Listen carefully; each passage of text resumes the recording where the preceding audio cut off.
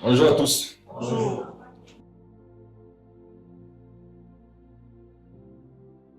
Aujourd'hui, je vais parler de quoi? Je vais parler d'exceller comme Daniel pour impacter comme Christ. Exceller comme Daniel pour impacter comme Christ. C'est de ça que je vais parler. Et c'est un dimanche aussi qui me réjouit particulièrement parce que j'ai une petite surprise que j'ai préparée. Pour tout ce dont j'ai été fier, plus ou moins, c'est moi. Fier dans quel sens? Fier dans le sens de leur démarcation par rapport aux choses académiques, et universitaires et autres. Je me dis davantage sur ce sujet et me rends compte que l'église de la fin des temps, là, si elle n'est pas compétitive, quelqu'un dirait que est-ce que l'église doit être compétitive? Il n'est pas question d'une vie professionnelle. Si, le monde est compétitif. En tout cas, les églises qui vont survivre à la fin des temps sont les églises qui sont intelligentes. Écoutez-moi bien, les églises qui vont survivre, ça va pas les églises qui prient beaucoup. Ben même, où il y a la Bible. Osée 4, verset 6. Le fameux verset. Osée 4, verset 6.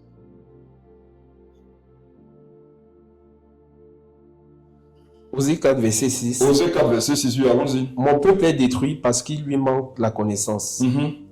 Puisque tu as rejeté la connaissance, je te rejetterai et tu seras dépouillé de mon sacerdoce. Tu as King James, n'est-ce pas? Lis ça dans King James.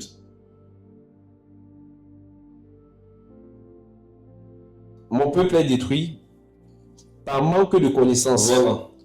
Parce que tu as rejeté la connaissance, de même je te rejetterai afin que tu ne sois plus prêtre. Puisque tu as oublié la loi de ton Dieu, moi aussi j'oublierai tes enfants. Amen. Amen. Soyez très concentrés. C'est le dimanche qui va faire en sorte peut-être que la vie de quelqu'un ici soit transformée radicalement. Écoutez bien. L'un des problèmes des chrétiens que nous sommes, notez ça bien, l'un des problèmes des chrétiens que nous sommes, c'est que nous interprétons tout spirituellement. On interprète tout spirituellement. Et je vous assure, quelqu'un qui interprète tout dans sa vie de façon spirituelle, il va échouer. Je prends un exemple simple. Tu n'as pas bien préparé une année scolaire. À la fin, tu échoues. Tu as des esprits qui t'ont attaqué pendant l'année. Ça, c'est une interprétation spirituelle. Tu vas échouer ta vie, tu vas détruire ta vie. Est-ce que dans les pays développés, par exemple, il n'y a pas de démons? Si. Pourquoi les démons ne les empêchent pas de se développer? On comprend que le développement de quelqu'un, ce n'est pas rattaché à une attaque démoniaque. C'est rattaché à une connaissance qu'il a ou qu'il n'a pas. Et en Afrique, on combat beaucoup les démons des maris de nuit. Mais on ne combat pas beaucoup les démons de manque de connaissance. Il y a un démon qu'on appelle le démon de manque de connaissance. Il a fait ses valises dans les pays africains. Et il a aussi fait ses valises dans les églises de réveil. C'est la raison pour laquelle si vous voulez chercher les gens qui ont échoué, allez dans les églises de réveil. Malheureusement, dis moi j'ai mal. Tu regardes ce que les églises de réveil dénoncent. Ils avancent. Quelqu'un dira qu'ils avancent comment? Au final, tout ça, ça sert. On va parler aujourd'hui. On va parler aujourd'hui. Je vais beaucoup m'adresser au fils de Lazare. Lazare qui avait les ulcères, qui était à la porte d'un homme riche. Et qui se disent toujours que bon, l'homme là, il était riche, ça a servi à quoi? Voilà ça qu'il est parti en enfer. En fait, il est parti où toi tu es déjà. Toi tu es en enfer. Quand tu regardes ta vie, est-ce que ça c'est un paradis? Est-ce que ça peut donner envie à quelqu'un? Ben, on va se parler un peu. On va se parler. On va se booster un peu. On en a tous besoin. Parce qu'il faudrait que nos mentalités changent. Romains 12 dit qu'il faudrait que ton intelligence soit renouvelée. Relis ça dans la King James posément. Mon peuple est détruit. Regardez, Dieu dit qui? Mon peuple. Donc on prend qu'on peut être le peuple de Dieu et quand même être détruit. Si le Seigneur dit que mon peuple est détruit, ça veut dire que quand il a regardé le monde à cette époque-là, les païens n'étaient pas détruits. Il a fait la remarque que c'est son peuple qui est détruit. Et mes frères, moi quand je faisais les recherches un jour sur le prophète Osée, j'ai été intrigué par beaucoup d'informations que j'ai sues. L'un des plus grands prophètes de l'ancienne alliance, regardez, quand on parle d'un grand prophète de l'ancienne alliance par rapport à la messianité du Christ, on parle de qui? Du prophète Esaïe. Lorsqu'on parle d'un prophète qui n'était pas là pour flatter les gens et qui leur parlait même au roi, on parle de qui? De Michée. Et moi j'ai médité sur Osée, je me rends compte que c'était des contemporains.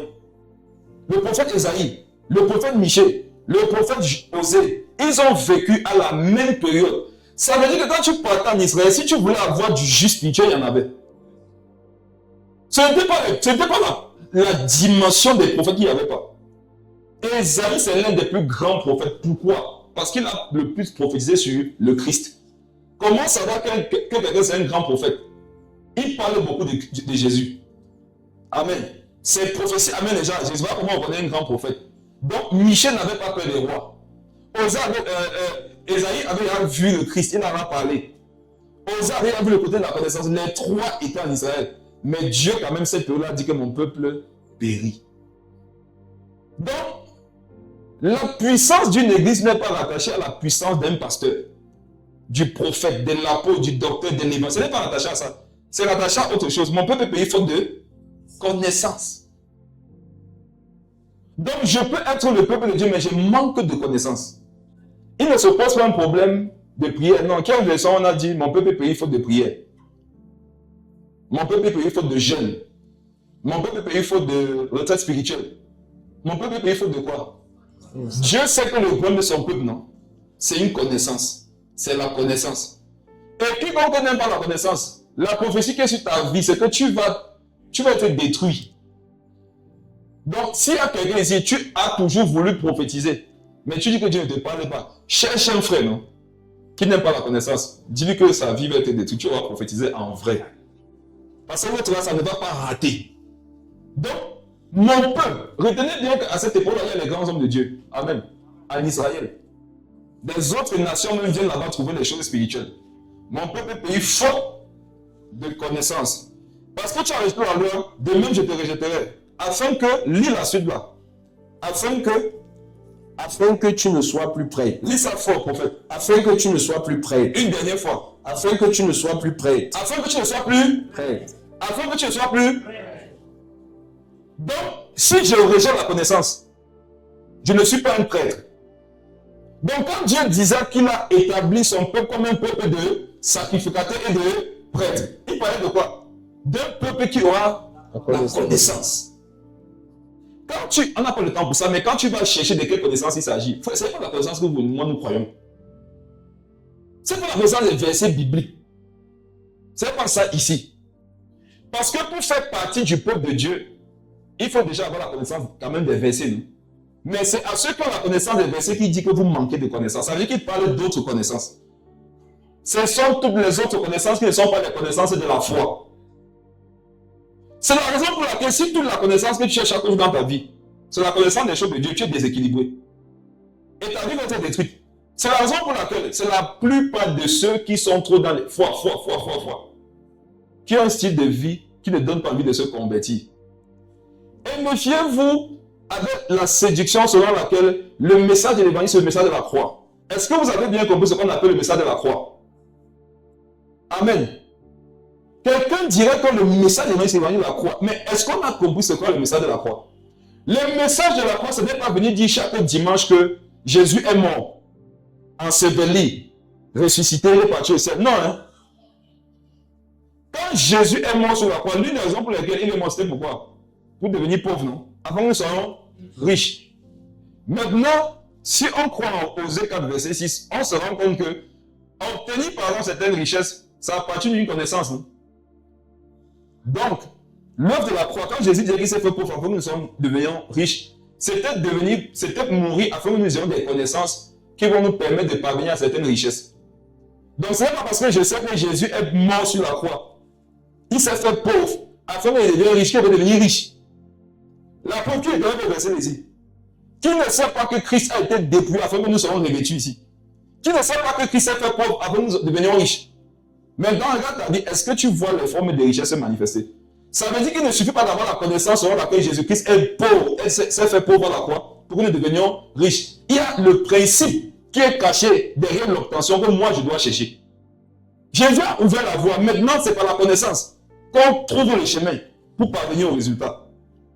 Mon peuple périt faute de connaissance. Il dit à cause de ça, tu ne seras plus prêtre. Donc quand Dieu dit, quand le Seigneur lui cherche les prêtres, ce ne sont pas que les gens qui sont nés de nouveau baptisés, non. Ce sont les gens qui ont la connaissance. Et t'assures mon frère, si tu as remarqué que tu n'aimes pas apprendre, ta vie, non, ça va ressembler à rien. Et j'espère que tu vois que le temps passe. Tu vieillis. Afin que tu ne sois plus prêtre. Donc, quand je nais de nouveau, si on dit afin que tu ne sois plus, ça veut dire que tu l'étais d'abord. Amen. Donc, quand je nais de nouveau, automatiquement, je suis prêtre. Mais ce qui va me conserver mon titre, mon poste de prêtre, c'est quoi? C'est que Dieu me voit chaque jour grandir en connaissance. On nous a souvent fait croire que l'église, non, c'est le lieu où on doit venir trouver tout type de cancre. Et que Dieu accepte toute catégorie. Voici même Dieu ici, à un moment donné, quand il voit que, après t'avoir accepté, tu ne grandis pas en connaissance, il te rejette. Il te convainc, il dit que tu sais quoi, tu n'es plus prêtre. C'est là que tu te rends compte que, en fait, ce n'était pas un poste éternel. On conserve sa prêtrise par la connaissance. Et curieusement, ce n'est pas par la connaissance de trouver des choses de la foi. Il y a des personnes ici, vous ne serez plus prêtre si dans 5 ans, vous n'êtes pas ingénieur. Toi, tu crois que Dieu va venir te juger sur la balle de tes jeunes. Dieu va te dire, regarde, ça fait 10 ans que tu as le bac. Tu as encore fait ta formation. Tu n'es plus prêtre. Même pour prêcher, et même pour... Attendez, non. Même pour témoigner ici bientôt. Il faut chanter blague. Hein? On te donne le micro, dès que tu vas dire que j'ai un témoin, on dit que tu as quel diplôme. Tu l'as fait moins un bac plus, on dit que non, remets le micro. On va témoigner dans ta famille. Parce qu'il y a les païens qui sont ici. Il y a les membres de votre famille que vous allez inviter ici. Qu'est-ce qu'ils vont écouter comme témoignage? L'évangélisation de la fin des temps, c'est l'évangélisation par l'excellence. Je vous assure. Au 21e siècle, c'est ceux qui n'ont pas l'intelligence et la cerveau, vous n'allez gagner aucune âme. Ça ne sera pas par le verset biblique. Ça, c'est un méchant qu'on prêche dans les MS à tous les jours, mais les gens ne comprennent pas. Mon peuple pays faute de connaissance. Il y a des gens, s'ils entrent ici, ils vont être scandalisés. Ils vont dire que c'est ça les affaires de Jésus.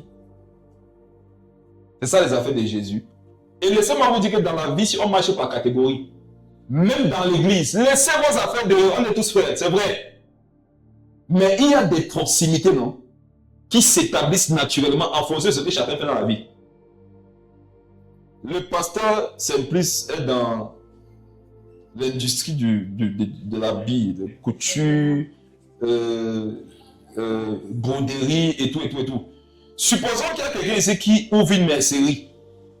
N'est-ce pas à la fin du culte, il y aura un rapprochement naturel? Vrai ou faux? Parce que dans son domaine, il a besoin des boutons, des fermetures, des fils et tout. Amen. Supposons maintenant que toi, tu es un prieur. À la fin du culte qu'on a fait, tu te rapproches de qui? Pour leur demander les sujets de prière pour leur business, n'est-ce pas? Pourtant, comme le business de ta vie ne marche pas. Au 21e siècle, les gens sont sages et intelligents. S'ils ne voient pas que chez nous même ça marche, ils ne croiront pas en ce qu'on dit, même s'ils ont envie de croire. Parfois, quelqu'un te parle, tu sais que ce qu'il dit, c'est vrai. Mais quand tu le regardes même, il est le mensonge qui s'oppose à la vérité qui déclare. Tu ne crois pas ton esprit, mais par ta chair, tu vois que s'il m'engage, c'est pas bon. J'ai médité un jour sur Lazare et le riche. Et Saint-Esprit m'a dit que c'est lui qui a bloqué la conversion du riche. À leur époque, c'est ouvert. Qu'est-ce qui est ouvert? L'adoration à sa divinité. C'est ouvert. Et en ce moment-là, il y a beaucoup d'idolâtrie en Israël. Le monsieur avait sûrement ses dieux qui lui apportaient. En fait, il pouvait croire que ça vient de tout ce qu'il avait, tout ce qu'il possédait. Et à l'entrée de sa maison, il a un monsieur qui a des blessures partout sur lui. Quand il dit des ulcères, allez taper son épaule parce qu'on appelle ulcères. Ce sont des blessures en putréfaction. Il n'avait même pas de banc parce qu'on dit que les chiens venaient les chasser. Ça veut dire que ses plaies étaient à l'air libre. Et chaque fois que le monsieur entrait chez lui, Lazare lui disait, frère, est-ce que tu as 5 minutes à m'accorder? Le riche, c'est vrai, il veut te parler de Jésus. Quand tu dis que tu veux parler de quelqu'un, automatiquement, tu es établi comme son ambassadeur. Donc, il se crée directement dans l'esprit du riche la métaphore qui lui permet de comprendre que voici comment sont les disciples de Jésus. Donc, si je le connais, je vais venir comme lui. Et beaucoup sont comme ça. Nos évangélisations là, on est des là, beaucoup sont des Lazare. Ton ulcère peut-être n'est pas physique, non, mais elle est sociale. Vous pouvez parler dans vos familles. C'est toi qui peux acheter la boisson. Et Dieu passe par ton oncle pour te montrer que ton cas est grave. Tu sais comment? On te laisse avec le reste d'argent. Parce qu'on sait que c'est ça que tu comptes pour prendre le taxi. À partir d'aujourd'hui, c'est un peu orgueilleux, entre guillemets. On t'envoie dire qu'il ne parle plus, il n'achète plus beaucoup de boissons. Même si ce n'est pas encore, il reste, mais il n'achète plus. Et c'est pas ce que vous comprenez. L'ulcère, ce n'est pas forcément une blessure, c'est un état social qui fait que tu repousses. Amen. Ça ne rend pas l'évangile que tu prêches agréable. Je vous assure, quand quelqu'un parle, non, automatiquement, c'est qu'il dit, on voit ça sur lui. Si tu veux que Jésus t'aime, la personne va d'abord voir ta personne. Il va dire, si lui dit que Jésus, même ça veut dire qu'il avait Jésus. Or, ce que tu es, non, c'est ce qu'il voudra comme première connaissance de Jésus. En fait, la première connaissance que les gens à qui nous prêchons l'évangile ont de Jésus, c'est ce qu'ils voient en nous. C'est ce qu'ils voient sur nous. C'est la raison pour laquelle, si tu vois un monsieur propre te parler de Jésus, sans que tu ne saches, dans ton subconscient, il va s'établir la notion sur laquelle Jésus était propre. Mais si celui qui te prêche l'évangile pour la première fois est sale, ce qui va s'établir dans son subconscient, ça sera que Jésus est sale. Et si c'est quelqu'un qui aime la propreté, il ne va pas croire. Mon bon pays, faute de connaissance. Mes frères, la génération-ci, la saison-ci, il faut chercher la connaissance. Il faut chercher à être intelligent. Il faut se démarquer. On doit savoir que tu te cultives, que tu étudies, que tu pars à l'école. On doit savoir que non. Et il n'est jamais trop tard. Et on voit pas quelqu'un ici qui a un âge où il ne peut pas encore étudier. Il n'est pas besoin de la même, tu vas à l'école. Il y a tout. Avant, les trucs étaient limités. C'est les concours qui sont limités. La connaissance, acquérir la connaissance, il n'y a pas un âge limite. Ça, c'est vrai. Allez chercher l'histoire du monsieur qui a KFC. Allez voir à quel âge il avait lorsqu'il a prospéré. Il était là dans le 3e âge. C'est là qu'il a prospéré. Voilà l'entreprise qui demeure jusqu'à aujourd'hui. Une entreprise tellement puissante qu'elle ne s'établit pas dans certains pays. Parce qu'elle jauge votre économie comme étant inférieure pour acheter les cuisses de poulet. Voilà un monsieur qui refuse de vendre le poulet dans certains pays parce qu'il dit que vous n'avez pas l'argent. Et vous avez au Cameroun. Le poulet, alors c'est le poulet. Je ne sais pas si vous comprenez. Au 3e âge, si tu n'as pas la rage de réussir, tu vas échouer. Et si réussir aussi ne te dit rien, tu vas échouer aussi. Le temps court. Le temps ne t'attend pas. Tu te dis, mais c'est pas grave. Le temps ne t'attend pas. Que tu le veux ou pas, les jours se succèdent. Quand tu as de réfléchir, le temps passe. Et je vais vous dire, mes frères, il y a un âge pour chaque individu. Quand cet âge-là arrive, non, la motivation te quitte. Toi, mais tu commences à faire ton deuil tous les jours. Qui a mort, il se voit, il sait que je suis en train de mourir. Ma paix est finie sur la terre. Et c'est là maintenant, quand tu les entends prêcher l'évangile aux gens, ils parlent que de l'enfer. Il peut vous courir après les biens maternels. Jésus revient. Tout ce que vous avez amassé, vous allez laisser. C'est parce que tu n'as pas pu amasser. Tu as mal. Laisse. Amen. Dieu dit à quelqu'un ici que tu dois amasser. Il y a une prophétie qui dit que tu ne dois pas mourir sans laisser un héritage au moins aux enfants de tes enfants. Ça veut dire que tout chrétien qui ne n'a pas laissé un héritage aux enfants, il a échoué. Même s'il pas au ciel. Partir au ciel, c'est la grâce. Maintenant, laisser un héritage là, c'est une sagesse, une intelligence. Pour faire le verset, je vais finir avec quelque chose à la fin. Mon peuple est détruit par manque de connaissance. Parce que tu as rejeté la connaissance, de même je te rejetterai, afin que tu ne sois plus prête. Puisque tu as oublié la loi de ton Dieu, moi aussi j'oublierai tes enfants. Moi aussi j'oublierai tes enfants. Donc, quand tu n'aimes pas la connaissance, engage tes enfants. Or, de l'autre côté, Jésus dit que tu dois plutôt laisser quelque chose à tes enfants et à tes petits-enfants. Et il nous montre que c'est par le manque de connaissance qu'on ne laisse rien à ses enfants. Ça veut dire que c'est aussi par la connaissance qu'on fait quoi? Qu'on laisse quelque chose à ses enfants. Amen. Ce qu'on appelle employé, c'est quoi? C'est quelqu'un qui est rémunéré par rapport à ce qu'il a dans sa tête, non? Amen. N'est-ce pas que celui qui travaille à l'ONU, c'est un homme, contrairement à celui qui travaille dans le tourne-dos? Vrai ou faux? Les deux sont des hommes, non? Mais pourquoi ils n'ont pas les mêmes salaires? Ils n'ont pas la même connaissance.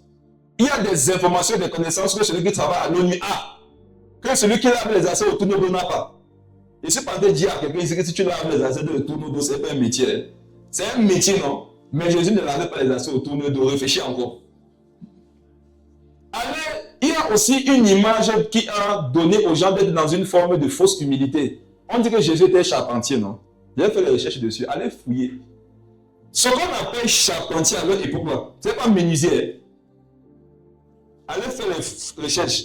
Jésus n'était pas un menuisier. C'est vrai, on prêche ça.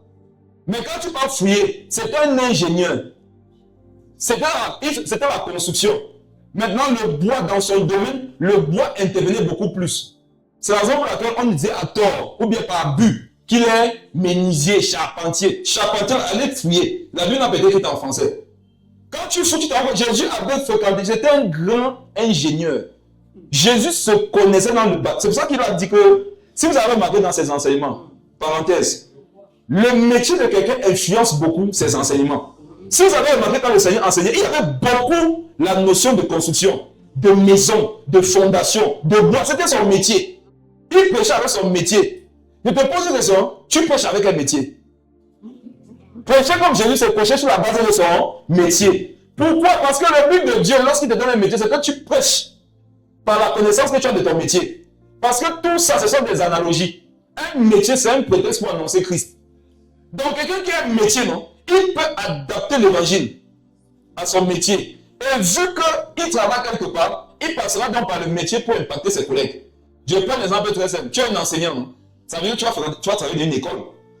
Donc, tu vas passer par le domaine de l'enseignement pour toucher les autres enseignants parce qu'ils comprennent le langage de l'enseignement.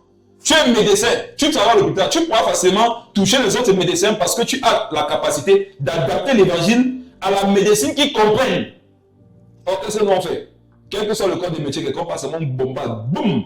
Alors que les gens comprennent mieux lorsqu'on parle selon leur langage. Et c'est ce que l'apôtre Paul faisait. Il disait que les gens avec les Romains, ils parlaient comme les Romains. Or, les Romains, là, parfois, c'est un métier. C'est une attitude que la personne a, que toi tu maîtrises et par laquelle tu passes pour lui annoncer l'évangile. Amen. Mais frère, la vie de nos enfants, de nos petits-enfants, de nos familles s'est engagée par rapport à ce que nous aurons eu comme connaissance. Ce qu'on appelle CV, c'est pour voir combien coûte le degré, le niveau de connaissance que tu as dans ta tête. C'est ça qu'on paye. On ne paye pas. C'est où? C'est vrai, quand tu parles en tête, tu peux être propre, tu vois, non? Mais c'est pas ça qu'on cherche. Tu parles proprement pour qu'on lise quand même ton CV. Sinon, à la fin, on veut voir combien tu pèses. Le Seigneur avait pesé Belshazzar. Il a dit quoi? Tu es léger. Il a dit, vous êtes léger. Vous êtes lourd dans la prière, lourd dans la méditation, lourd dans le jeûne, mais au niveau de la connaissance, vous êtes léger. Et la société n'attend pas des prieurs. Les gens qui méditent, les gens qui jeûnent beaucoup. La société veut des gens qui sont intelligents, qui ont la connaissance. C'est la raison pour laquelle eux, sans prière, mais avec la connaissance, ils parviennent à apporter certains fruits. Au point où aujourd'hui, quand un enfant de Dieu a un petit poste quelque part, c'est un témoignage. On dit que tu vois, on peut être chrétien et maire, on peut être chrétien et gouverneur. Tellement on a dit que ça là, c'est pour les païens. C'est un langage que moi je n'aime pas et que je ne supporte plus. C'est tout à fait normal qu'un chrétien soit président de la République. C'est eux qui ont l'esprit supérieur. Hein. Pourquoi ça nous suit pas? Donc là, il y a établi dans notre conscience que certaines choses là, c'est pour les païens. Alors on voit que le serpent, il était intelligent. Lui, il avait compris depuis l'origine que le problème c'est ça. Genèse chapitre 3.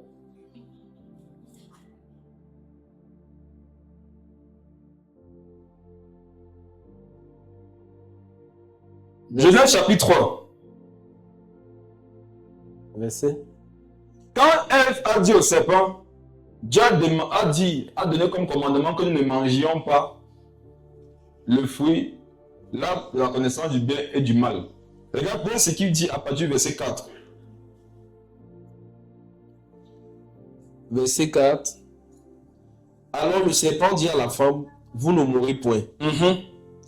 Mais Dieu sait que le jour où vous en mangerez, vos yeux s'ouvriront et que vous serez comme des dieux connaissant le bien et le mal.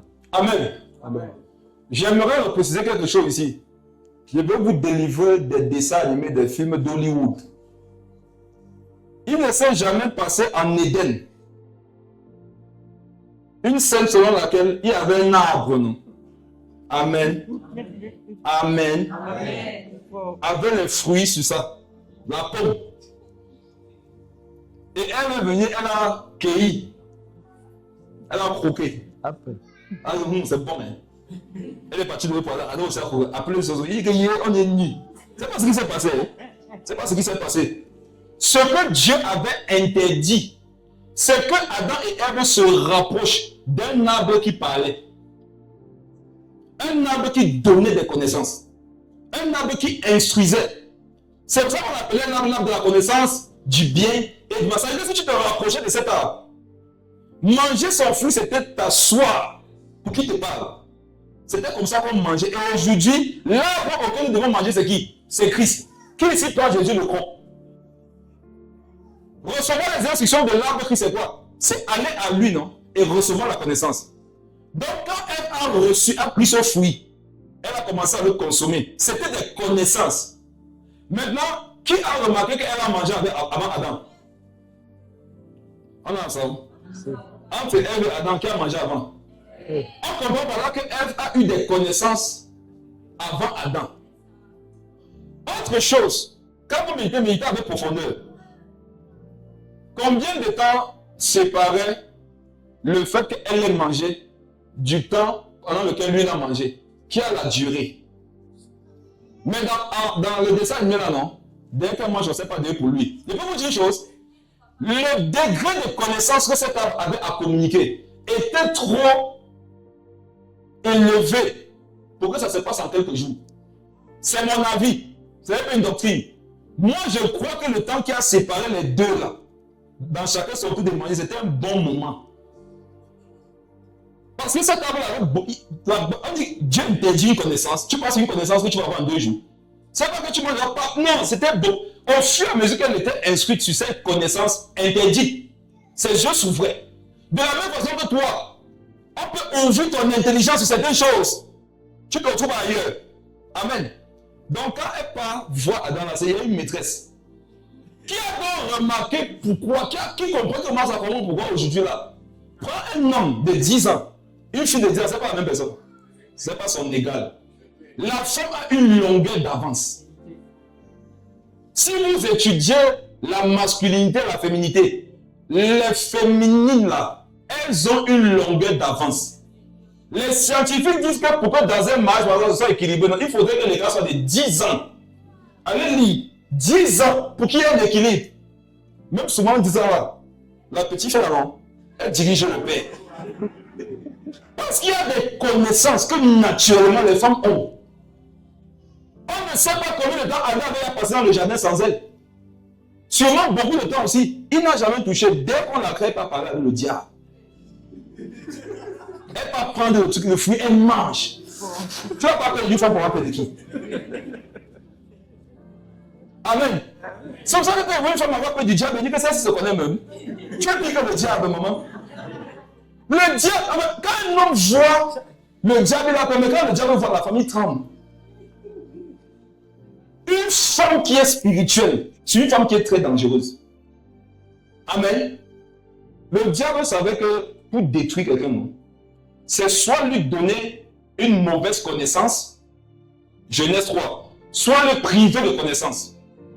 Il y a 2 façons de détruire sa vie. Soit tu te prives de connaissance, soit tu apprends de mauvaises connaissances. Et le diable, sachant que forcément Dieu les instruisait, il ne pouvait pas rester sans être instruit. Il a décidé donc de leur donner quoi? Une mauvaise intelligence.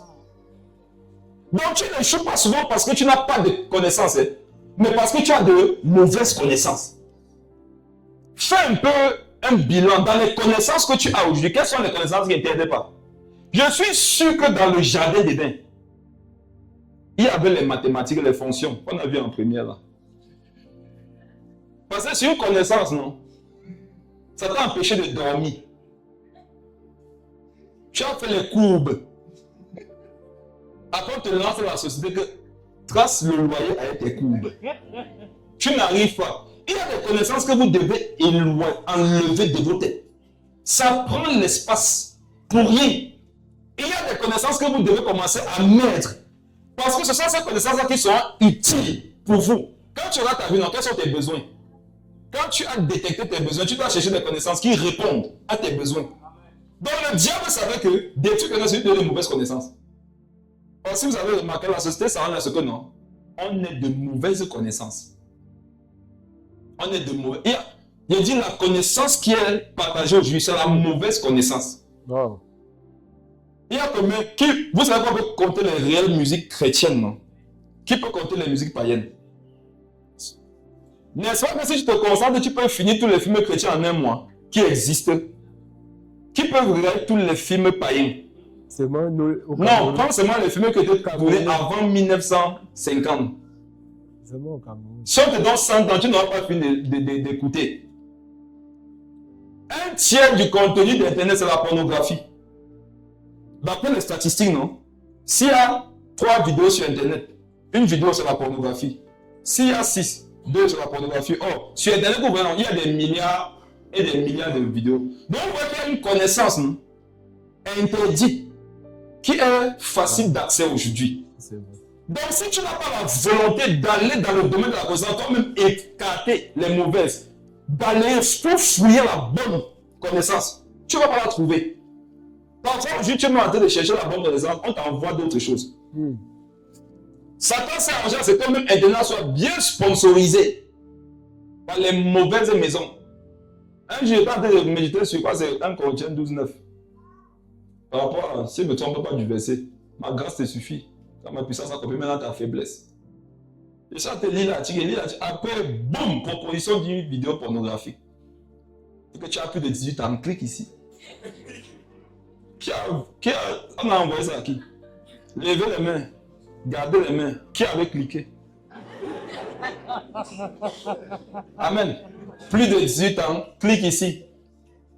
Parfois, on t'envoie que tu es seul, c'est ton problème. Tu es seul. On a envoyé tu es seul à qui? Voilà les gars, les clients. Tu es seul, besoin de compagnie. Clique ici. Après, tu cliques, tu es plus seul dans la chambre. Si Dieu ne t'aide pas, je voulais dire que si tu n'as pas de discipline, ma bouche a glissé. C'est ma bouche qui est en train de glisser. Il peut dire que si Dieu ne t'aide pas. Parce qu'il faut se dire la vérité, tu ne vas pas t'en sortir par ta discipline. Il n'y a aucune discipline qui peut dominer le degré de ténèbres qu'il y a sur la terre actuellement. Ce n'est que la grâce de Dieu. Donc chacun doit se résigner au fait que, Seigneur, moi, je ne peux pas m'en sortir si tu ne m'aides pas. Garde-moi par ta grâce. Donne-moi les connaissances qui me permettent chaque jour de te connaître un peu plus et de connaître, d'avoir les connaissances aussi qui vont me permettre, moi, de réussir dans le domaine où tu m'appelles. Autre chose, quand tu es déjà dans un domaine, il faut chercher davantage la connaissance dans le même domaine. Vous allez voir que dans un domaine, on n'a jamais fini de connaître. Cependant, dans chaque domaine original de la société, il y a beaucoup de personnes qui ont un minimum de connaissances. Et quand il faut choisir quelqu'un peut-être à qui on va donner un métier ou une responsabilité, à qui est-ce qu'on donnera le poste? À celui qui est un peu plus élevé. Et on vous donne un conseil. Vous qui voulez faire des formations ou vous qui cherchez une formation à faire, arrangez-vous à ce que ce soit dans la technologie. Le monde est technologique. La semaine je suis passé quand j'ai préparé à Abidjan. Tout a changé à l'aéroport. Tout a changé à l'aéroport. Je me demande après, mais si une grand-mère vous voyez, ça va s'en sortir. Tout a changé, tout est numérique. Il doit y avoir des applications sur ton téléphone. Tu peux aller faire comme ça. Tout est en ligne. C'est la connaissance, c'est l'internet, c'est la technologie.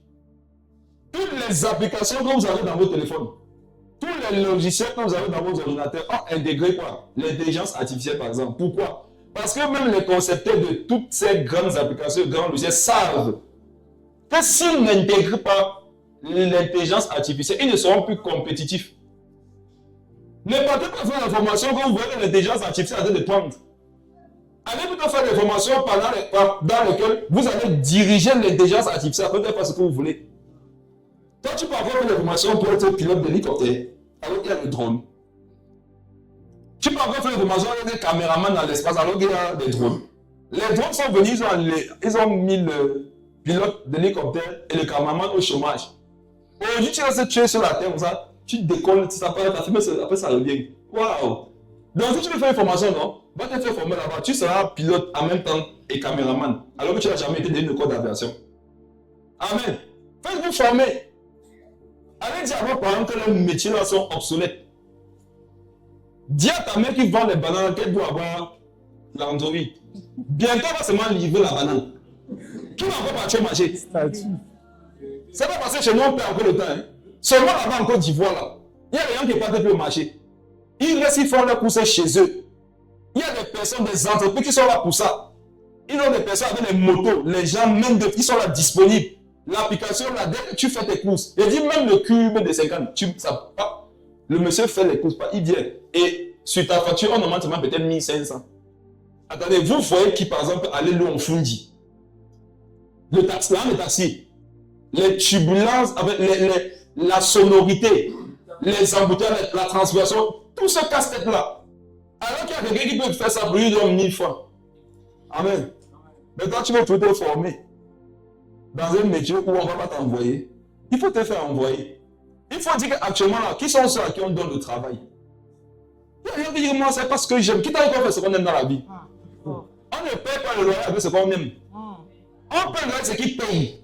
Vous comprenez? Donc, vous qui dites, on n'est pas chez les blancs ici. C'est chez les blancs qu'on voit un banquier démissionner par fait boulangerie. De dessin. Tant que c'est Simon à la maison, la famille va te laisser. Il n'est pas devenu dessinateur. Je te dis que si tu as encore envie, c'est parce que tu aides souvent ton oncle qui est sorcier là. Tu lui envoies souvent 50 000 le mois, c'est pour ça que tu as envie, tant de laisser la banque. Qu'il voit que c'est 50 000 le mois, sont en panique. L'hibou que tu vas faire dans la boulangerie là, il faut voir les crottes des hiboux sur le pain. On ne fait pas ce qu'on aime en Afrique, on fait ce qui paye. Parce qu'à la fin du mois, ce n'est pas ton amour qui payera ton loyer. Ce n'est pas ton amour qui va payer, qui va acheter à manger, qui va payer les factures. Ce n'est pas ça. Et ils peuvent se permettre de faire ça parce que quel que soit le secteur dans lequel tu vas t'investir, c'est bien réglementé, tu peux t'en sortir. Mais ce n'est pas le cas chez nous. Ici, même pour trouver le travail que tu n'aimes pas, c'est compliqué. C'est la mort. Donc, toi qui peux trouver où tu te sens plus ou moins à l'aise là, ne tente pas de quitter là-bas. Et vous à qui un Saint-Esprit aurait demandé de démissionner pour vous consacrer à son œuvre, allez lui dire que j'ai refusé. Va dire que quand tu me demandes de démissionner, c'est pourquoi je serve dans mon église le corps auprès de mon pasteur. Mon pasteur a dit que non. Qui s'oppose. Amen. On est dans une église, il y a 200 personnes. 8 personnes sont stables socialement. Et quand je dis 8 personnes, je n'exagère pas. La stabilité sociale, ce n'est pas la survie. Il n'est pas question de survivre. Il y en a ici chaque mois. Il y en a, oh Seigneur. Il y en a ici qui ne fait pas des anniversaires par, il fait des anniversaires par mois. Parce que pour lui, chaque mois, c'est une année. Pour finir une année.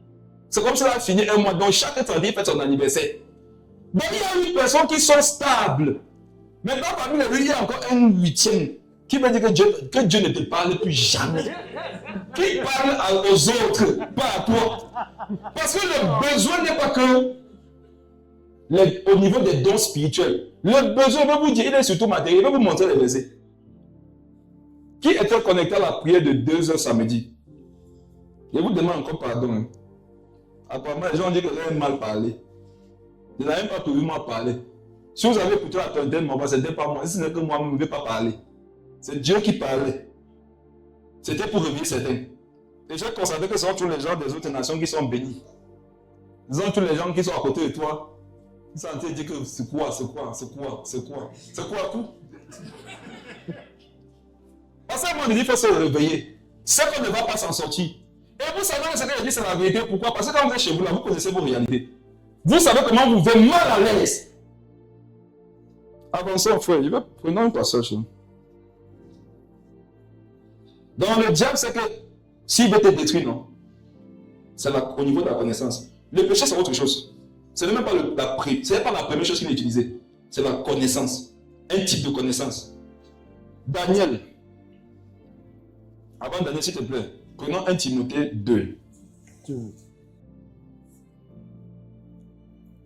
Qui cette semaine a médité dans 1 Timothée 2?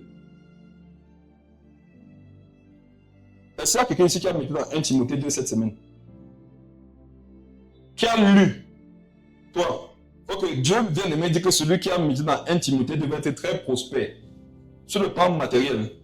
Voilà. C'est la deuxième fois que Dieu te parle dans ce sens-là, n'est-ce pas? Donc c'est sûr. Blague avec ta dîme, alors tu vas voir quelque chose. Et je vais enseigner dessus. Le Père Mohamed Sanogo a demandé de le faire. Vous savez pourquoi beaucoup, si vous êtes bloqués, vous vous amusez avec les principes financiers de la Bible.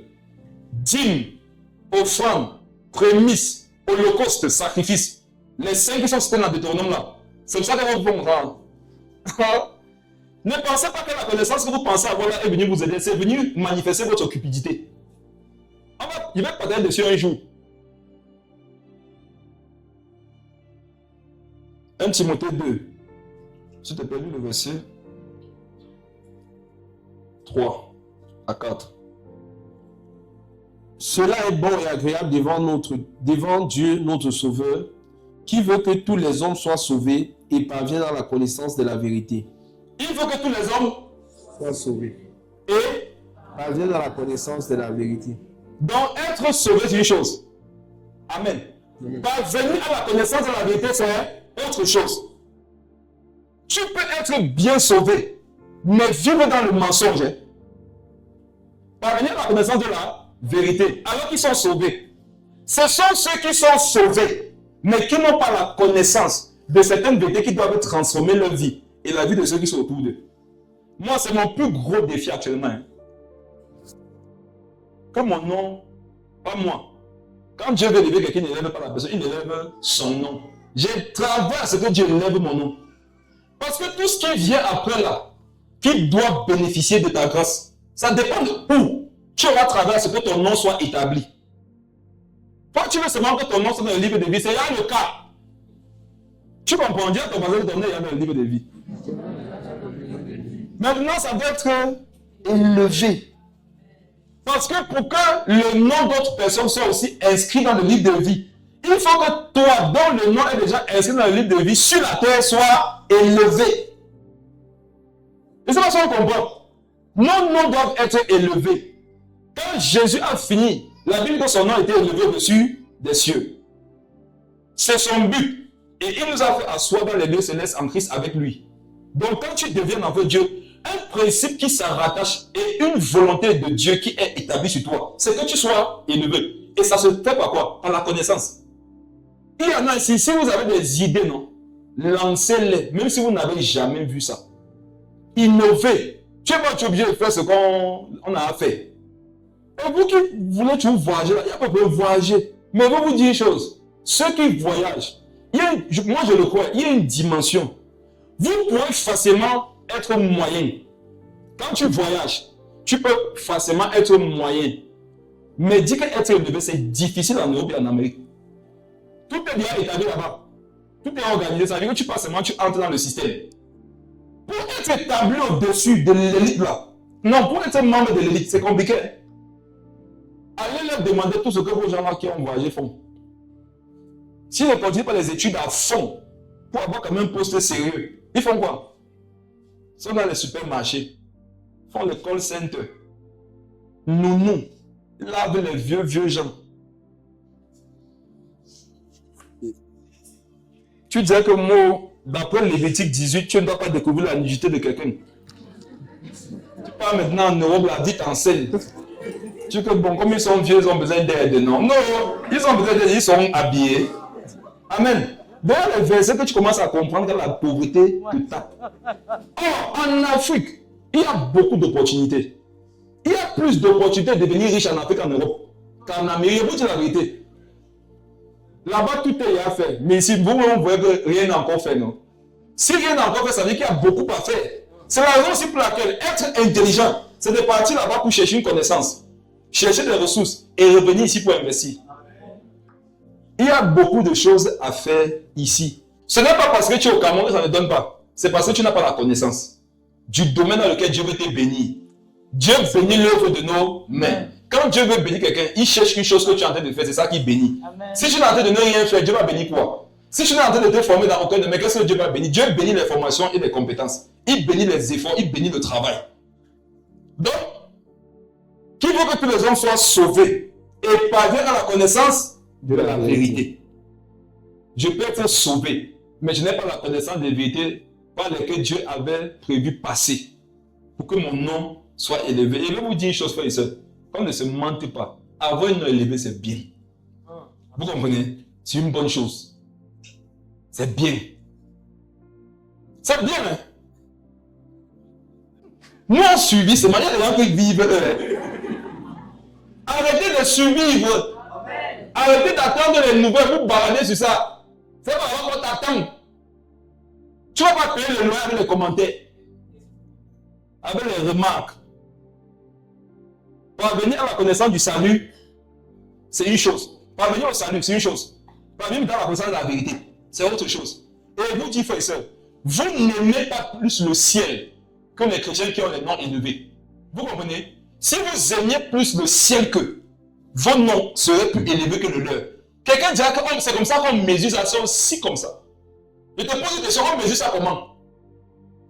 On mesure ça, comment on mesure le fait que quelqu'un soit bien avec Dieu? C'est qu'il prie beaucoup. Le salut là, dans le salut on prie beaucoup, non? On me dit beaucoup, on jeûne beaucoup. Mais Dieu dit après ça, il y a une connaissance de la vérité que tu dois avoir. Et c'est la connaissance de la vérité là qui va faciliter ta vie, celle de ta famille, de ton église et tout ça. Relis le verset prophète. Cela est bon, agréable devant Dieu notre Sauveur, qui veut que tous les hommes soient sauvés et parviennent à la connaissance de la vérité. Nous sommes sauvés pour ceux qui ont donné leur vie au Seigneur Jésus, c'est bon. Maintenant, non, il faut connaître la vérité. Je croyais que pour être sauvé, il fallait connaître la vérité, c'est pas ça. Si pour être sauvé, il faut connaître la vérité, de quelle vérité il parle encore? C'est une vérité qui n'est pas pour mon salut. Parce que qu'il y a sauvé. C'est une vérité qui est pour autre chose. Être établi. Il y a un degré de galère dans notre temps. Tu ne veux pas les gens te disaient. Quand on dit que le Seigneur, tu dis pour dire quoi? Pour dire quoi? Pour dire, après tu peux croire que c'est Dieu, mais ce n'est pas Dieu le problème. C'est qu'on est. Frère, les Noirs ont la facilité à se concentrer sur les choses qui ne leur sont pas utiles. C'est un réflexe chez les Africains. Les choses ne sont pas utiles, ils sont concentrés dessus. Prenons le psaume. Psaume. Psaume 69.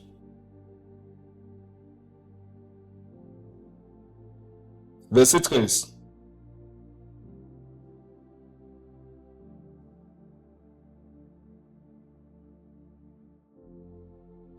Psaume 69, verset 13. Si tu as remarqué que quand tu finis le culte, tu rentres chez toi, tu peux dire comment 3 sœurs étaient habillées. C'était habillé gâté. Je me suis rendu compte que, lis même d'abord. Ceux qui sont assis à la porte parlent de moi, et les buveurs de liqueur forte me mettent en chanson. Relis. Ceux qui sont assis à la porte parlent de moi, et les buveurs de liqueur forte me mettent en chanson. Qui parle ici? C'est qui? Sur le plan social, il est quoi? Il est roi. Relis prophète. 69. Ceux qui sont assis à la porte parlent de moi. Ok. Ceux qui sont assis où? À la porte. Quand tu allais à leur époque, chaque ville avait des murailles. Aucune ville n'était ouverte. Pourquoi? Parce qu'il y avait des nations ennemies. Et lorsqu'on arrivait à passer par tes portes, on avait la ville. Or, David montre que quand Dieu, Satan veut te détruire, qu'est-ce qu'il fait passer par la porte pour que ça entre dans ta vie? Les nouvelles, les commérages, les conversations. Et ici, il est roi, n'est-ce pas? Et il dit que ceux qui sont assis ne sont pas des rois. Amen. Mais il parle du roi. On comprend que chacun dit qu'il est, non? En fonction de s'il parle de quelqu'un ou bien on parle de lui. Vous n'avez pas compris. David est roi. Maintenant, dans le verset, on montre qu'il y en a qui parlent du roi. Ce sont ceux. On n'a même pas cité le nom. Il y en a ici, est-ce que vous savez que les anges reçoivent beaucoup de noms? On ne te connaît pas aussi parce que tu parles bien. On te connaît aussi parce que tu fais partie de la famille. Parce que Dieu te connaît. Parce que tu es converti et tout ça. Maintenant, il y a ceux, c'est qui? Ce sont ceux qui ne font rien. Et qui passent sur la vie des rois. Donc, quand on parle de toi, tu es un roi. Maintenant, si tu parles des gens, non, tu es ceux. Vous comprenez un peu? Il y a les rois dont on parle et il y a ceux. Si tu es converti, normalement, la Bible dit que tu es un roi, non? Maintenant, un roi qui parle devient ceux. Et ceux aussi, qui travaillent bien à la connaissance, non, il peut devenir un roi. Maintenant, te pose une question. Tu es un roi, bien tu es ceux. Qu'est-ce qu'ils font? Ils sont assis à la porte et ils parlent. Ils ne travaillent pas, ils parlent. Ils n'étudient pas, ils parlent. Ils ne suivent pas les formations, ils parlent. Ils parlent. Regarde ta vie. Tu ne vois pas que parler a trop de place. Tu ne vois pas que tu accordes trop d'importance au fait de parler. Ça prophétise que tu ne vas pas réussir. Parce que ceux qui parlent beaucoup ne manquent pas de péché. Et ça prouve qu'ils ne sont pas occupés. Quelqu'un disait que le travail est loin de nous, 3 grands mots. L'ennui, le vice et le besoin. Mais quand quelqu'un s'ennuie, il va parler. Tu n'as pas parlé parce que la situation va se passer. Tu n'as pas parlé parce qu'il y a l'explosion là-bas au fond. C'est que non, tu n'as rien à faire. Il y a des gens au Cameroun qui ne connaissent pas le prix du pain. Parce qu'ils sont tellement concentrés à travailler. C'est d'autres personnes qui peuvent acheter le pain pour eux. Quand tu connais tous les prix des articles dans tout Carrefour là, layette, cuisine, ustensiles, appareils, tu connais tous les prix. C'est parce que tu n'es pas occupé. En fait, je veux te faire comprendre que être occupé, non, ça filtre les paroles. Être occupé dans la vie, ça filtre les nouvelles. Vous n'allez jamais voir les gens de certaines catégories dans certaines choses. Vous savez pourquoi? Ils n'ont pas de temps pour ça. Si tu as remarqué que toi, tu as beaucoup de temps pour des futilités, c'est le temps que tu t'occupes. Amen. La suite dit quoi? Donc, ils sont frères et sœurs de quelqu'un, d'une catégorie. La suite du verset. Non, le même verset. Et les buveurs de liqueur forte me mettent en chanson. Ça veut dire que les deux s'y marchent ensemble. Ceux qui parlent et ceux qui boivent. L'ivrognerie pour Dieu, ce n'est pas forcément que tu prennes un verre physique, non. Que tu boives et que tu saoules. C'est que tu chantes le nom des gens. Quand Dieu te voit trop parler de quelqu'un, pour Dieu, tu es un ivrogne. Parce que c'est quoi l'ivrognerie? Savoir faire quelque chose avec excès. Amen. L'ivrognerie du verre, c'est une chose, mais il y a l'ivrognerie d'autre chose. Chanter les chansons. C'est un métier en Côte d'Ivoire, ils appellent les DJ de la Talakou. Ils chantent le nom des gens. Toi, tu chantes le nom rien. Il y en a ici, non, les DJ ivoiriens sont bêta par rapport à vous. Quand ils finissent de chanter, on leur donne quelque chose, on les farote. Toi, tu fais chanter, tu reçois quoi? Les malédictions. Parce que tu es en train de parler du roi. Et vous dites, vous qui êtes des rois, non? Priez pour ceux qui parlent contre vous. Ils sont en train de devenir des ivrognes, ils ne savent pas. Vous me comprenez? Et vous travaillez à être des rois. Dès qu'on parle de toi, que ce soit plutôt toi qui parle des gens. Qui ici veut parler des gens? Moi, je préfère qu'on parle de moi. Parce qu'on parle de ceux qui sont rois. Attendez. Il ne faut pas qu'ils disent ça, on dit que il y a un grand footballeur de ce pays, un ancien footballeur que tout le monde connaît, non? C'est un païen, mais nous tous on le connaît. Alors qu'on est chrétiens. C'est drôle, non? Il te connaît. Il sait combien tu gagnes. Mais pourquoi toi tu es en train de faire les choses sur son salaire? Qui reconnaît qu'il faisait son bien qui fait ça? Salaire des joueurs camerounais. Donc voilà un point, non, qui est intéressé par le salaire d'un sorcier. En ce moment-là, qui est roi? Tu fais de lui un roi et tu fais de toi, non, ce. On comprend que la royauté, ce n'est pas un statut d'un jour. C'est une attitude à conserver tous les jours. C'est un style de vie que tu dois garder. Le temps court comme tout le monde, avançons rapidement. Allons dans Exode, chapitre 3.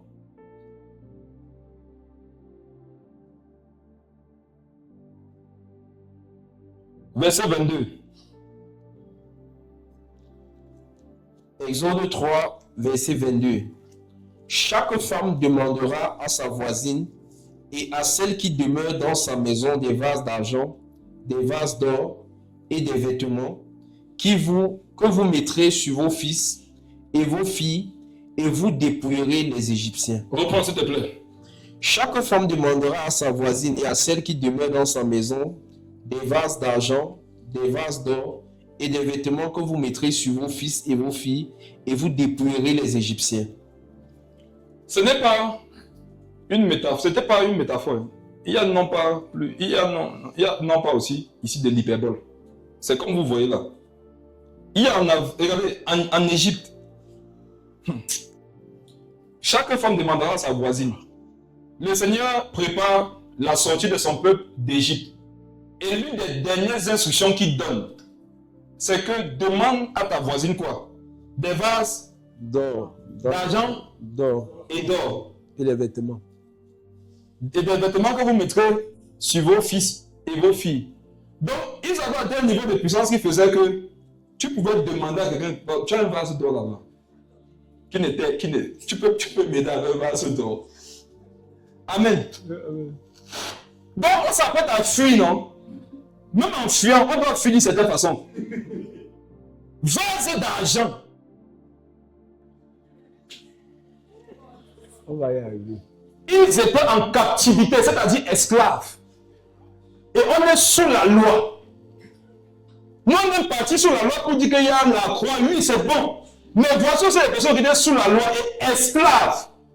Se prêter des vases d'or et d'argent. Nous, on est sous la grâce. Libre. Mais la vie des esclaves en captivité est mieux que la nôtre. Il y en a, c'est quand on dit ça aussi, ils ont envie de retourner dans la loi. Retourner esclave. Parce qu'il y a des esclavages qui sont mieux que la liberté. La preuve. Il y avait en Israël une année où on libérait les esclaves. Maintenant, quand tu ne voulais pas quitter ton maître parce que là-bas tu te sentais bien, tu devais faire un aveu public que je me plais chez mon maître et je ne veux pas le quitter. Tu partais de lui dire, maintenant il perçait ton oreille. Il mettait une boucle. Et la boucle exprimait à Israël que voici un esclave qui aime son maître et qui se plaît chez lui. Donc on voit que même sur la loi, il y avait des esclavages jouissifs. Mais aujourd'hui sous la grâce, là, il y a des grâces vraiment tristes qui sèment le deuil. Et c'est pour la plupart dans la vie de ceux qui sont dans les églises des réveils. Il faut que ça change. Amen. Et c'est doucement, doucement. Il faut bien commencer un jour et quelque part. Il faut travailler à te démarquer. Et il dit à la fin quoi? Vous faites quoi? Et vous déploierez les Égyptiens. Vous déploierez les Égyptiens. Donc il y avait des biens qui devaient demander. Amen. Pour les biens matériels, il devait demander. Il ne devait pas voler. Maintenant, pour la connaissance, il fallait qu'il dépouille. Dépouiller, si ce n'était pas pour les biens matériels, c'était pour la connaissance. Amen. Ce qui concernait les choses matérielles, il fallait qu'ils demandent. Mais ce qui concernait la connaissance, il fallait qu'ils arrachent. Une façon de dire qu'on ne va pas venir vous le donner de plein gré. C'est à vous d'aller le dépouiller. Et dépouiller quelqu'un, c'est quoi? C'est aller dans son pays, non? Et étudier. Avoir son expertise. Rentrer de développer avec ça. C'est ce que beaucoup de chrétiens ne font pas. Il y a des gens, je ne veux plus vous voir ici à l'église. J'ai appris toutes les nouvelles. Je ne veux plus vous voir ici là. Ne venez plus en retraite. Vous avez fait assez de retraite. Même Dieu non, est édifié par vous. Ne priez plus. Qui est là-bas? C'est tel frère. Qui est là-bas? Le même frère. Qui est là-bas? C'est encore lui. Qui est là-bas? Toujours lui. Tu veux nous faire croire que nous on est seulement païens? On va donc s'opposer désormais à ta foi. Ne prie plus trop. Va étudier. Va te faire former. On ne veut pas que tes parents débarquent ici un jour. Quand vous avez gâté mon enfant, la mère, c'est pas nous. On ne prêche pas ça ici. Et si un parent ici, allez dire aux parents. Faut qu'on me fasse, c'est pas ce qu'on dit à l'église, c'est moi qui veux. C'est pas ce qu'ils prêchent là-bas. Amen. Amen. Il faut étudier. Il y a un temps pour chaque chose. Il y a un moment pendant lequel, lorsque tu es en train de prier, c'est du désordre. Il y a un moment pendant lequel, quand tu es en train d'étudier, c'est le désordre que tu es en train de faire. Parce que Jésus n'a pas sauvé le monde par la prière. Il a sauvé le monde par le sacrifice. Et prendre une année de ta vie, non? Pour ne pas faire ce que tu veux, mais te former, ça c'est un sacrifice. C'est pour ça que tu vas te sauver le monde. Amen. Parce que, quand on va t'envoyer l'évangéliser, il faudra que tu aies certaines ressources. Il faudra que tu aies un certain statut. Le Seigneur a réglé le problème du péché. Ça veut dire que le péché est déjà... Son problème est traité. Si tu tombes, je peux te relever, non? Le Seigneur a déjà traité le problème des démons. Si un démon t'attaque, on peut le chasser, non? Mais, le problème qui n'est pas forcément résolu dans ta vie, c'est un problème dont la solution dépend de toi-même. Chercher la connaissance pour se démarquer. Vous savez ce que c'est que dans une église, il y a un certain type de personnes, ça pousse l'évangile dans les hauteurs. L'apôtre Josué m'a dit que le nom de Jésus pèse trop. Pour le soulever, il faut beaucoup d'argent. Et c'est la vérité. Vous et moi, on peut organiser une campagne d'évaluation à Yaoundé. Vous qui dites que vous aimez sauver les gens, vous pouvez organiser une campagne devant. Donc, quand on dit que campagne, qu'on se lève ça pendant un mois, chaque jour, on part d'un quartier avec le matin, on prêche l'évangile. On peut. C'est la vie de prière pour ça qu'il n'y a pas. C'est la vie de jeûne pour ça qu'il n'y a pas. C'est la connaissance qu'il n'y a pas. Qu'est-ce qu'il n'y a pas? Il n'y a pas les moyens. Tu vois que s'il n'y a pas les moyens qui dépendent de l'acquisition de certaines connaissances, il n'y a pas le réveil. Amen. Il n'y a pas de réveil sans argent. Ne vous y trompez pas. Quand tu dis que l'esprit de Daniel, Daniel là, on ne l'a pas pris à Babylone parce qu'il priait. C'est à Babylone qu'on s'est rendu compte qu'il prie. Et pour le prier, on a dit qu'il ne faut plus qu'on prie. Sinon, ce n'est pas pour ça qu'on a pris au départ. Prenons Daniel chapitre 3. Daniel 6 plutôt. Après, on va seulement lire un verset. Les autres paroles, je les cite. Qu'est-ce que Nebuchadnezzar avait donné comme instruction par rapport aux enfants d'Israël qu'il fallait prendre là-bas? Il y avait deux critères. Le premier critère, c'était quoi? Parlez fort. Il y en a qui ont peur de citer le premier critère parce qu'ils ont l'impression qu'ils ne le remplissent pas. Le premier critère, c'était quoi? Dis à ta voisine que tu es beau. Si c'est lui, ça dit que tu es belle. Tu es belle. Oui, parce qu'à leur époque, la connotation qu'avait la beauté, ce n'est pas la même qu'aujourd'hui. C'était vraiment physique, selon les conventions de Babylone. Aujourd'hui, la beauté, c'est d'être converti. Donc, si tu es converti, tu es beau. Si tu es converti, tu es belle. Amen. Autre chose, il fallait quoi? Qu'il soit versé dans la science, dans toutes les sciences et les lettres. On ne voulait pas savoir s'il prie. Nebuchadnezzar, qui était une image du royaume des ténèbres à l'époque, lui-même ne voulait pas de n'importe quelle catégorie de personnes. On comprend que même dans l'occultisme et dans la sorcellerie, on ne veut pas tout le monde. Est-ce que vous savez qu'il y a des gens qui ont refusé dans la sorcellerie? Ouais, c'est vrai. Il y a beaucoup de gens chez nous qui peuvent sacrifier. On dit que ce n'est pas ça qu'on veut ici. Et généralement, c'est eux qui deviennent fous. Il y a des gens dans la sorcellerie, ils ne sont pas utiles, seulement on les sodomise. On les gâte. Habite au quartier, marche avec les béquilles, comme un dans au quartier là-bas. Il y en a qui deviennent fous. L'autre, tu le trouves dans la poubelle, il parle aux mouches. Parce qu'on a gardé sa tête. Il y a d'autres. Ils sont utiles. Non pas par les pratiques qu'ils feront, mais par la connaissance qu'ils ont. Il y en a, ils n'ont pas besoin de faire certaines pratiques bizarres et bêtes. Comme on voit beaucoup faire dans les carrefours. Vous, les gens qui marchent nuit, vous partez les filmer là. Là, c'est les petits sorciers. Les vrais sorciers ne font pas les affaires de sacrifice, boire le sang. Non, non, non. Ils sont au niveau de l'intelligence. C'est une affaire de connaissance. C'est une affaire de lumière qu'ils ont, d'éclairage. Et eux là, ils ne dirigent pas les familles, ils ne tuent pas, ils dirigent le monde. C'est de diriger les mentalités. Voilà les vrais sorciers. Donc dans ta famille, il n'y a pas les sorciers. C'est les scouts. C'est les apprentis sorciers. Ce sont les scouts. Les gens qui sortent la nuit, ils vont les zibous. Ce sont les sorciers là-bas.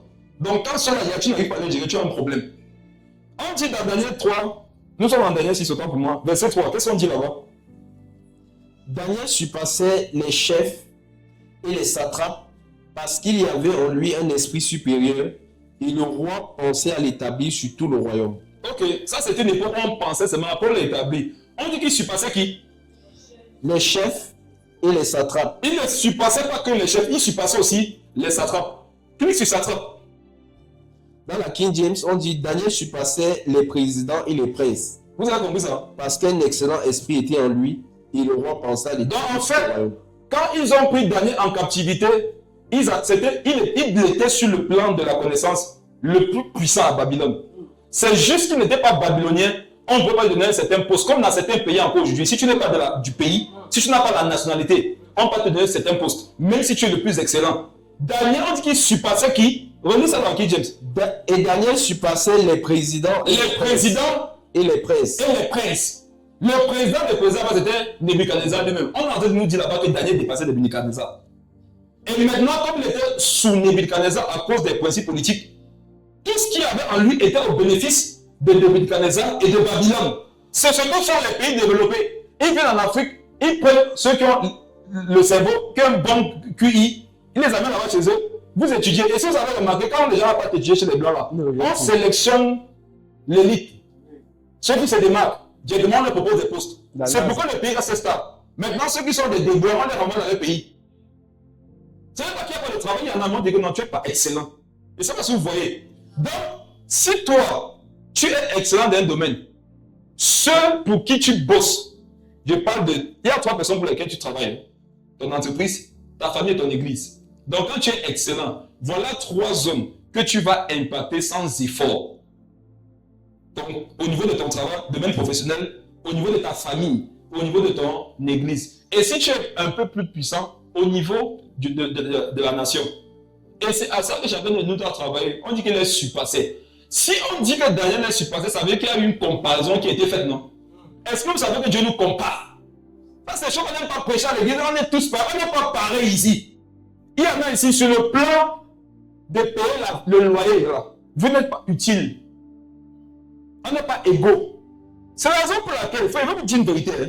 On ne doit pas traiter les gens de la même façon dans l'église. Hein. On vous a trop flatté avec des trucs. Vous vous sentez à l'aise dans la médiocrité dans la maison de Dieu. Les médiocres, vous ne serez plus à l'aise ici. On est tous pareils. On n'est pas tous pareils. Il y a des gens ici, si vous quittez l'église, on ne va pas savoir. C'est le jour que tu vas mourir qu'on va faire. On ne fait pas le fait par on va se dire, mon un n'était pas là depuis 3 ans. 3 ans. On n'avait pas remarqué.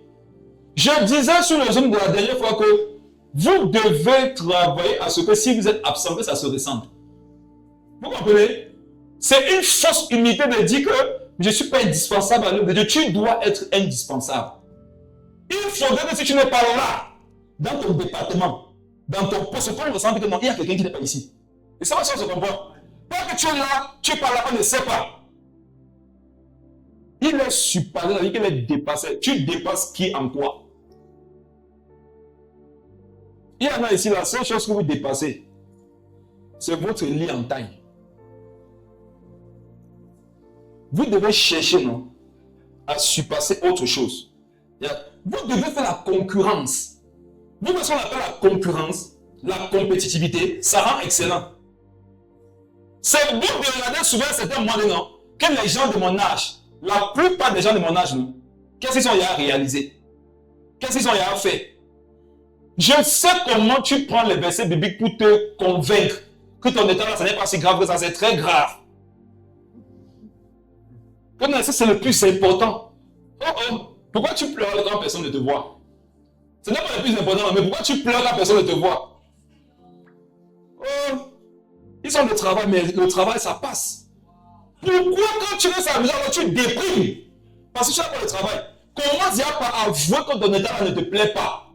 C'est mon état, ça ne m'intéresse pas. N'importe qui voudrait savoir n'importe quoi, c'est tout toi qui l'appelle. On sait que toi, non, tu es aux portes de la ville, tu as tous les AM. Tu as quoi à faire? Ton travail, c'est AMnologie. Toi, tu as toutes les informations.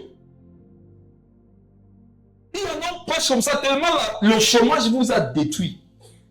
Tu as en train de remarquer mes habits. Regarde, il met le noir avec le vert clair. Regarde le pantalon, la couleur du pantalon. Vraiment, les chrétiens aussi, non? Même le mariage des couleurs. Marie d'abord ta vie un métier star. Avant de voir que nous marions, bien nos couleurs. Il faut vous réveiller en étant avec les excuses bidons. Que Jésus revient, à cause de toi, il va me revenir. Il y a les gens, ça ce n'est pas pour vous, non, Jésus va tarder.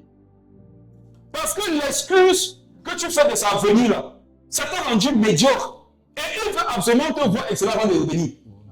Quand Jésus vient chercher une église sans tâche, tout ça. C'est une église excellente dont on parle.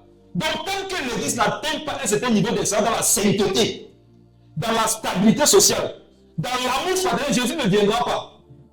On a dit qu'il tarde, pourquoi? C'est parce qu'il va sauver le plus grand nombre, non? Or, entre temps, ta vie sociale, il a été gâté. Dieu va t'aider pour te stabiliser. Il plus la souffre. C'est une rage que vous devez avoir. Il faut te poser la question. Je l'ai dit sur le Zoom, j'ai dit au fait, allez demander. Vous qui connaissez pas le monde, on n'est pas tous de la MSA ici, allez demander à vos pasteurs si vous voulez être utile. Et que chacun ait le courage, non? Ne venez pas me voir, tu as ta réponse. J'ai dit ça tout à l'heure. Ça sert à rien, toi-même tu sais. Pour les autres, allez demander à vos pasteurs que pasteur, est-ce que je te suis utile? Quand il va répondre, n'écoute pas ce qu'il dit, regarde ses yeux. Parce qu'il peut dire que oui, tu es utile. Sa bouche dira que tu es utile, mais ses yeux font ton deuil. Et je vous donne le même conseil que je donne à beaucoup d'entre eux sur le Zoom. Ne vous habillez plus en noir, votre vie c'est un deuil. Votre vie, non. Ça ressemble au deuil. Ne portez plus le noir, laissez-moi porter le noir. J'ai envie que tu, un moment, non. Vous savez ce que ça te fait maintenant? J'ai envie qu'à un moment donné, tu te fâches contre moi. Je ne sens pas que tu es énervé. Il veut que tu t'énerves. Quand tu vas t'énerver, tu vas dire, Dieu va dire que c'est pas le problème. Hein. C'est toi. Il était seulement en train de t'aider. Le niveau de spiritualité, en fait, le niveau de maturité que toi tu as, te permet de comprendre que tu peux adorer Dieu n'importe où. Quel que soit le design de l'église. Mais ce que nous voulons sauver là, il y a des choses qu'ils regardent, qui ne sont pas très importantes, à moins que tu ne sois mature dans la foi. Mais tant que ils ne connaissent pas, pour eux, le Seigneur nous a donné des principes pour l'évangile, on n'a pas compris. Il a dit que l'homme regarde à quoi? C'est qui frappe. Amen. La première chose qu'un homme regarde quand il arrive quelque part, ce sont les choses qui frappent. Maintenant qu'il y a les choses qui frappent, il peut s'asseoir pour écouter ce qui transforme. Mais nous croyons que si les gens viennent souvent, ils ne se laissent pas transformer, c'est parce qu'ils n'aiment pas Dieu. Non, c'est parce qu'on est là par contre frapper. On a par contre frappé aux yeux. On doit avoir aussi travaillé à frapper les gens aux yeux. Les gens suivent Jésus. Il fait de prêcher. Quand il veut repartir à Jésus, il dit que non, je gère l'addition ici. Vous savez ce que c'est que de nourrir des milliers de personnes. Il y en a qui disent que c'était par miracle. Jésus n'a pas toujours nourri les gens par miracle. Parfois, il sortait l'argent. Il dit, faites-les asseoir. C'est quoi ton problème? Il gère. C'est quoi ton problème? Il gère. Le Seigneur. Ça, quand il faudra que tu dis que tu es vraiment le Messie qui avait été annoncé. Amen. Mais de toute façon, ça va changer. Ça va changer. Ne vous occupez plus des choses qui ne sont pas utiles. Quand tu dois t'investir dans une affaire, il faut te demander si ça peut payer le loyer. Si ce dans quoi tu veux t'investir là, ça ne peut pas payer le loyer, laisse. Tu vas aller chez quelqu'un faire quoi? Ça va payer le loyer, ce que tu vas faire là-bas, laisse. Concentre-toi, il n'y a plus le temps. Amen. Il n'y a plus le temps. Il y a des ciments de pour le mariage va bientôt passer. Maintenant, c'est au frère. Bientôt, vous ne pouvez plus vous marier. Parce que comme tu n'auras plus l'énergie, toi-même tu n'auras plus la foi. Quand à mon âge, je ne sais pas encore travailler, à me développer. Donc c'est maintenant. Amen. C'est maintenant. Si tu priais 4 heures par jour, prie maintenant 2 heures. 2 heures, non. Sur une formation avec. Si vous n'avez pas la capacité de payer les formations chères, payez les formations. Il y a les formations. C'est parce que vous n'aimez pas fouiller. Tu vois le nombre de mégas que tu dépenses sur TikTok par mois, ça peut te payer une formation. Je suis sûr. Je sais que tu ne t'en rends pas compte, mais tu peux dépenser 500 par jour sur les mégas. Je dis ça aux gens consacrés. Sinon, les autres, nous, on sait. Ton forfait, c'est 2100 francs. 4,5 gigas. Ça finit 1 par jour. Tu ne t'en rends pas compte parce que c'est 1000 francs, 1000 francs, 1000 francs. Si tu épargnes ça 2 mois, ça te paye une formation en ligne. Et parfois même diplômante, que tu peux commencer à mettre au service de ceux qui sont dans le besoin.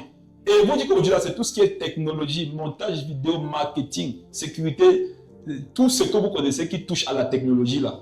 Les choses qui se font en ligne. Voilà où il y a le travail actuellement. Amen. Amen. On va prier. Dis Seigneur Jésus, aide-moi à être excellent par la connaissance, afin que je puisse impacter comme Christ. J'ai parlé, peut-être ça t'a attristé pour un domaine. Tu t'es posé des questions pour d'autres domaines. Peut-être après ça, tu as comme l'impression que ta vie c'est un échec. Tu peux avoir l'impression que pour toi là, c'est fini, tu as mal commencé, donc tu vas forcément mal finir. Non. Dis Seigneur Jésus, si tu as permis que cette parole soit prêchée, c'est parce que tu veux me transformer. C'est parce que tu veux m'aider, c'est parce que tu veux agir dans ma vie. Afin que je sois utile à ma famille, à mon patron et à mon église. Tu veux que je sois utile dans ces 3 couches, principalement. Demande à Dieu de te diriger dans la voie sur laquelle il a déposé ce qui est rattaché à ton épanouissement, à ta prospérité, à ta réussite, à ton développement. Demande à Dieu de racheter le temps avec toi. Ce que tu n'as pas pu faire en 10 ans, qui t'accorde la grâce de le faire en 2 ans. Demande à Dieu de convertir le temps pour toi. Que ce que tu aurais eu en 10 ans, que tu n'as pas forcément eu à cause de certaines réalités, qu'en 2 ans, tu puisses avoir les mêmes choses. Seigneur Jésus, merci pour ta grâce. Merci pour ta parole. Aide-nous et transforme-nous au nom de Jésus. Amen.